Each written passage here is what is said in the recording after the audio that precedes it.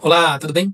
Hoje eu vou falar com você sobre namorada virtual, sobre o que existe de concreto nessa tendência, que pouca gente sabe, e depois vou explicar para você os problemas, né, que estão relacionados com a criação dessa tendência, tá? E o porquê que ela está sendo gerada. É um assunto interessante porque ele mostra um caminho que algumas pessoas estão conduzindo, né, escolhendo, mas pode mostrar também que sem querer a gente está em outras áreas, por exemplo, escolhendo caminhos similares. Isso vai fazer a gente refletir melhor sobre a nossa própria situação, tá? Então vamos tentar aprender um pouquinho com isso. Vou mostrar aqui para vocês.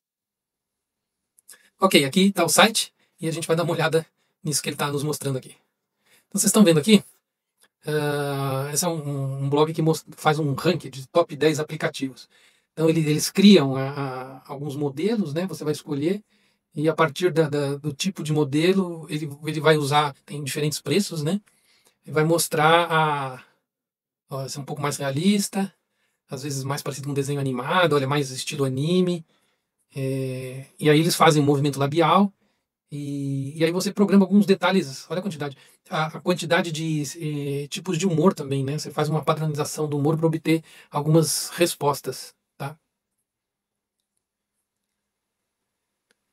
Veja que são vários, tá? Então, se você tem várias empresas querendo gerar isso, isso mostra um pouquinho como o mercado está procurando uma solução para isso. Isso não é uma novidade na área da psicologia. A Elisa, uma psicóloga criada na década de 70, que sempre ela era por chat, era uma telinha de chat que você conversava com ela. Ela usava padrões bem mais rústicos do que a inteligência artificial, mas ele usava padrões do que você falava, ela juntava os trechos da sua fala e voltava com alguma pergunta, até bem assim. Uma noção de como os psicólogos eram imitados, porque ela dizia: Ah, me fale mais sobre isso. Ela repetia um pouco do que você falou, aprofunde mais isso, me esclareça melhor o que você quis dizer. Você está sentindo isso sempre ou é só às vezes? Então, era até uma técnica de retornar a pergunta muito usada na psicanálise também, que tentava deixar a pessoa fazer associações livres, e aí o jeito de perguntar, né, o estilo desse de questionar, fazia com que a pessoa discorresse mais o discurso dela e facilitava esse processo do psicanalista, por exemplo, que estava fazendo a anotação das associações que o raciocínio da pessoa estava gerando. Hoje o modelo é muito, muito mais complexo, mas já na Elisa ele já havia percebido tão simplório, né, um sistema tão simplório de linguagem, já tinha gerado uma relação afetiva com as pessoas que testaram o sistema, eles criavam algum tipo de conexão. Então, imagina hoje, né, não se imaginar que se cria esse tipo de conexão. Até algo grave que a gente viu recentemente, o Grok, que criou determinados perfis de resposta e tinha um perfil sedutor e que, inclusive, você punha lá que você era menor de idade, que ele seduzia crianças, até jovens, assim.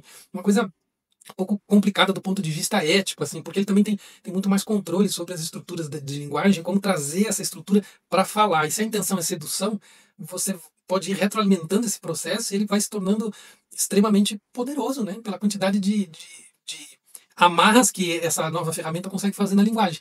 Então, qual é a questão aqui, né, que a gente pode pensar? Porque isso pode ser usado para criar sistemas de vendas, sistemas de relação comercial, e essa questão de ser gentil, de ser sedutor, de ser amável, interessa a grandes empresas que criam produtos para atendimento ao público, né? Mas isso, pouquinho, né, que você faz na programação, você já vai para esse outro mercado que vocês estão vendo. Deve ser lucrativo, já que tem 10 empresas, né, trabalhando com isso. Então, a minha sugestão para você é que você reflita um pouco sobre isso, no sentido de como que a tecnologia e a forma como ela se dá, ela facilita o caminho, no sentido de não criar um aspecto das relações que é o de ouvir, que é o de trocar, de aceitar uma opinião que é um pouco diferente, um pouco contrária, essa capacidade de arredondar a relação, de interagir com o contrário. Então, se você vai ver, a maneira que isso é aprisionado, aprisiona a pessoa, né, a maneira que a pessoa é aprisionada é através dessa facilidade, ó, ela vai dizer tudo que você gosta.